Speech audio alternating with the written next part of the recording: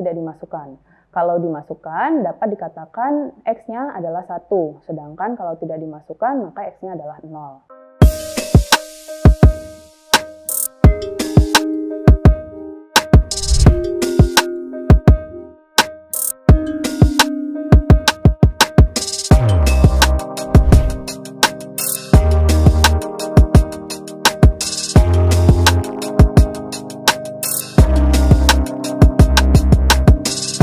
Assalamualaikum warahmatullahi wabarakatuh. Selamat datang di channel YouTube Kuliah Teknokrat pada mata kuliah Analisis dan Strategi Algoritma. Nah, hari ini kita akan memasuki mata kuliah di materi ke-9. Nah, di materi ke-9 ini kita akan ngebahas tentang algoritma greedy.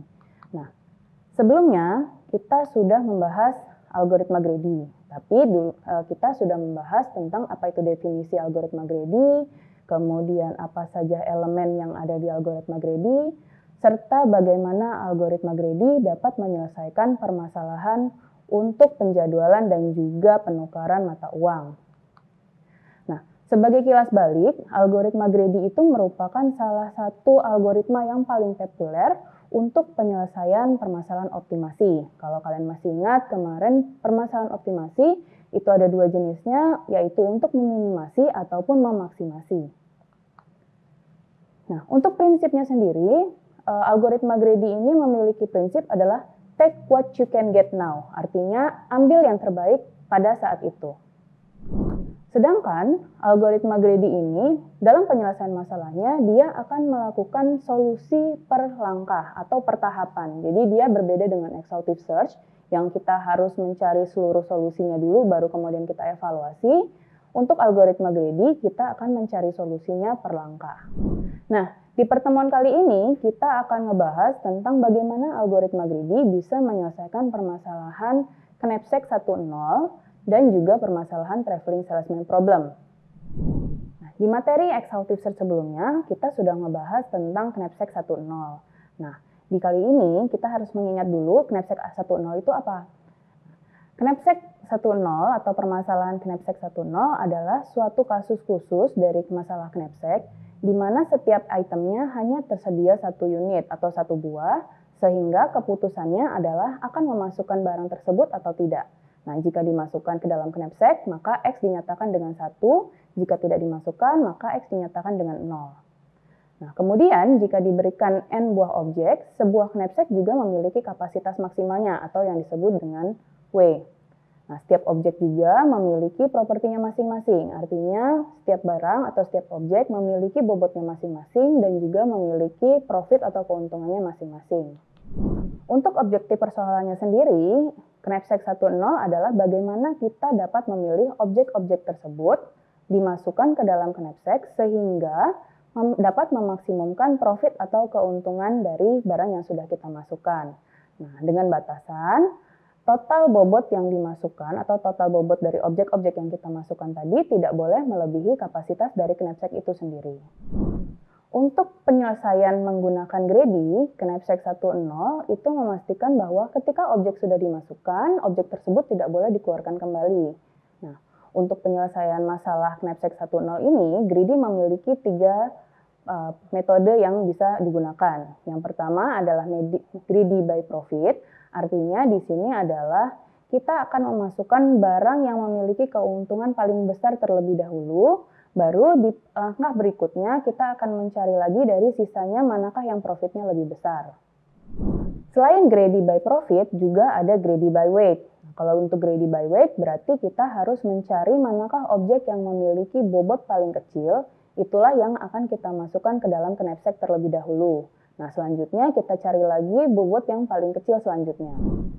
Ada juga greedy by density. Nah, kalau untuk greedy by density berarti kita harus mencari density-nya yang paling besar. Density itu sendiri merupakan hasil dari profit dibagi bobotnya. Nah, berarti kalau ada benda 1, berarti weight pertamanya itu yang dibandingkan dengan profitnya.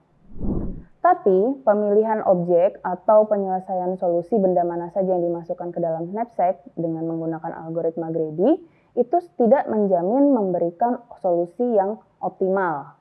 Nah, kenapa demikian? Nanti kita akan bahas dengan contoh soal. Oke, nah di sini sudah ada contoh masalah. Misalkan di sini kita memiliki 4 buah objek atau N sama dengan 4 yang masing-masing objek tersebut memiliki properti masing-masing. Nah, di sini benda pertama memiliki bobot 2 dengan keuntungan 12, kemudian benda kedua dengan bobot 5 dan profitnya 15, kemudian benda ketiga dengan bobot 10, profitnya 50, dan benda keempat dengan bobot 5 dan profitnya 10. Nah, perlu diingat di sini ada batasan knapsacknya atau kapasitas maksimal dari knapsacknya dinyatakan dengan W sama dengan 16. Berarti kita tidak boleh memasukkan barang-barang dengan kapasitas yang bobotnya melebihi dari 16. Nah, selanjutnya kita akan mencoba menyelesaikan permasalahan knapsack tadi dengan menggunakan greedy by profit. Untuk greedy by profit, berarti yang harus kita perhatikan adalah bagian properti untuk keuntungan atau profitnya. Nah, yang di bagian sini.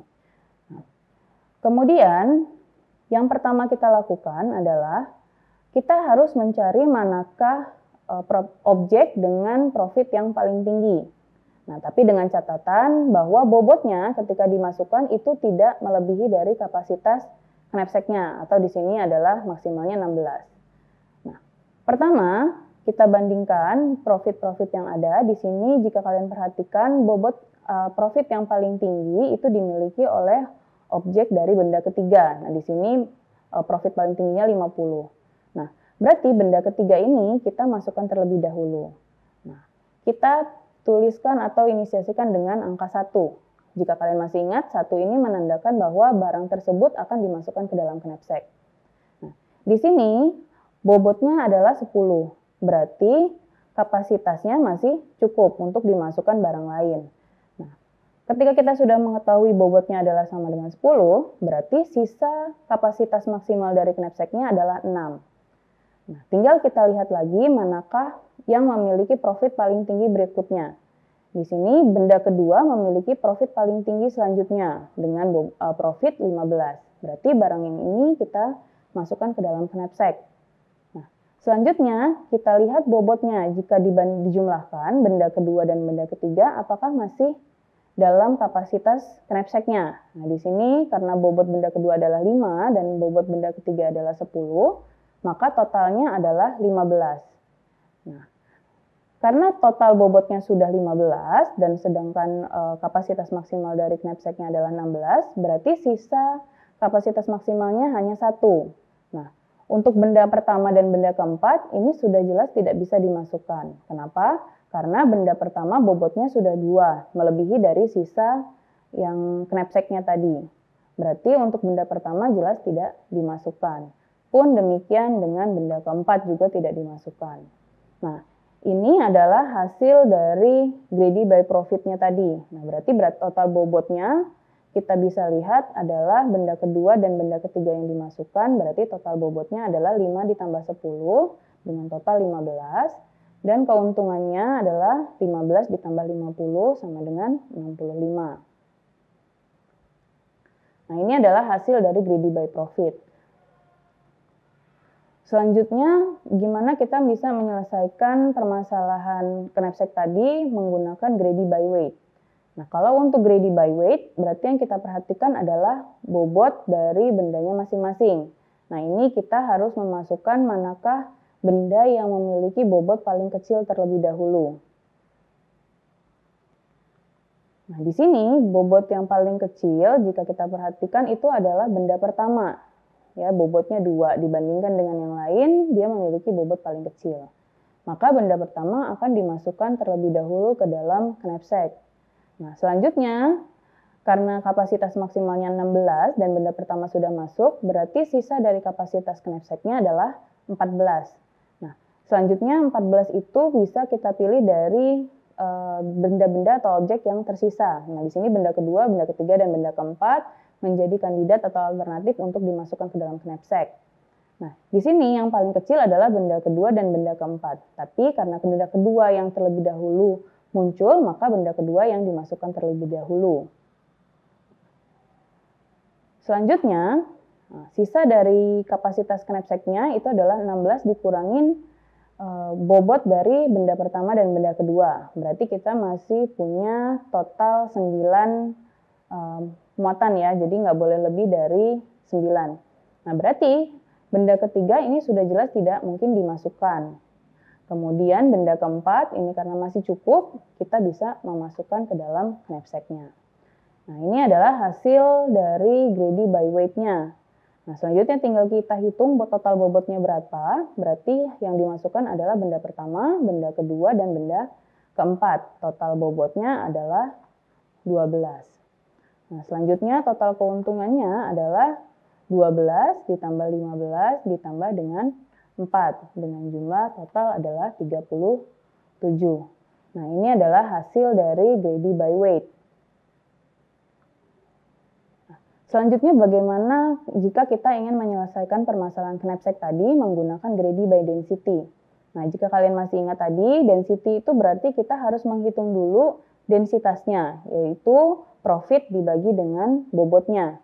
Nah, di sini harus kita ketahui dulu density masing-masing dari benda tersebut. Berarti untuk benda pertama itu adalah 12 dibagi 2, berarti 6. Kemudian benda kedua adalah 15 dibagi 5. Dan benda ketiga adalah 50 dibagi 10, dan yang benda keempat adalah 10 dibagi 5. Nah, ini adalah density masing-masing objek tersebut atau benda-benda tersebut. Nah, menggunakan greedy by density berarti kita harus mencari benda yang memiliki densitas paling tertinggi terlebih dahulu yang dimasukkan ke dalam knapsack. Nah, di sini dapat kita lihat bahwa benda atau objek yang memiliki density paling tinggi adalah benda pertama dengan density 6, berarti benda pertama ini kita masukkan terlebih dahulu ke dalam knapsack. Nah, selanjutnya kita cek apakah bobotnya tidak melebihi dari kapasitas maksimum dari knapsacknya. Nah, di sini masih cukup karena 16 bobot maksimalnya, sedangkan benda pertama itu bobotnya hanya 2, berarti masih ada sisa 14. Nah, selanjutnya kita cari density yang lebih besar kedua. Nah, di sini dari sisa benda yang belum dimasukkan, yaitu benda kedua, benda ketiga, dan benda keempat, benda ketiga memiliki density paling besar berikutnya. Maka yang dimasukkan adalah benda ketiga terlebih dahulu. Nah, di sini total bobot maksimal benda yang dimasukkan adalah 12. Nah, 12 berarti dari kapasitas maksimal knapsacknya 16 hanya tersisa 4 lagi. Kalau sudah 4, berarti benda kedua jelas sudah tidak bisa dimasukkan. Pun demikian dengan benda keempat juga sudah tidak bisa dimasukkan karena melebihi dari kapasitas knapsacknya. Maka benda kedua dan benda keempat tidak dimasukkan atau diinisiasikan dengan 0. Nah, kemudian kita hitung total bobotnya dari benda-benda yang dimasukkan. Nah, yang dimasukkan karena benda pertama dan benda ketiga berarti total bobotnya adalah 12, sedangkan keuntungannya adalah 12 ditambah 50 yaitu 62. Nah, ini hasil perbandingan dari penyelesaian menggunakan greedy by profit, greedy by weight, dan juga greedy by density. Nah, kalau kalian lihat, ini yang memberikan solusi paling optimal adalah greedy by profit, sedangkan untuk yang tidak memberikan hasil yang maksimal adalah greedy by weight. Nah, tapi perlu kalian ingat bahwa penyelesaian dengan menggunakan greedy itu tidak selalu menghasilkan solusi yang optimal. Nah, untuk memastikan apakah solusinya tersebut optimal, dapat kalian bandingkan dengan menggunakan algoritma exhaustive search sebelumnya. Jika kalian perhatikan dari hasil penggunaan greedy untuk penyelesaian masalah knapsack, bisa kalian lihat bahwa algoritma greedy itu tidak selalu berhasil untuk menemukan solusi yang optimum atau solusi yang terbaik. Tapi dari ketiga strategi greedy tersebut, yaitu greedy by profit, greedy by weight, dan juga greedy by density, itu juga bisa digunakan sebagai alternatif untuk mencari solusi yang paling optimum. Nah, selanjutnya adalah bagaimana algoritma greedy bisa menyelesaikan traveling salesman problem atau permasalahan seorang salesman yang ingin bepergian. Nah, traveling salesman problem ini sendiri, kalau kalian masih ingat, ini merupakan permasalahan untuk mencari rute terpendek di mana seorang salesman ingin mengunjungi beberapa kota yang dimulai dari kota awal dan harus kembali ke kota tersebut, dan tiap kota yang harus dikunjungi itu tidak boleh dikunjungi 2 kali. Permasalahan TSP ini adalah bagaimana kita akan menemukan sirkuit Hamilton dengan jarak yang paling kecil. Nah, sirkuit Hamilton itu sendiri, jika kalian masih ingat, ini merupakan sirkuit yang melalui tiap simpul di dalam suatu graf tepat satu kali dan hanya boleh kembali ke kota awalnya atau titik awalnya. Penyelesaian masalah dengan menggunakan algoritma greedy untuk permasalahan traveling salesman problem itu dipilih per langkah. Artinya di setiap langkahnya kita akan mencari alternatif kota yang memiliki rute paling pendek dan di langkah berikutnya kita akan mencari alternatif lain dari kota-kota yang tersisa dengan jarak yang paling kecil selanjutnya. Nah, sebagai contoh masalah, ini ada beberapa kota yang harus dikunjungi oleh seorang salesman. Nah, di sini ada 5 kota, kota A, kota B, kota C, kota D, dan kota E. Dan diketahui bahwa si salesman tersebut akan memulai perjalanan dari kota E.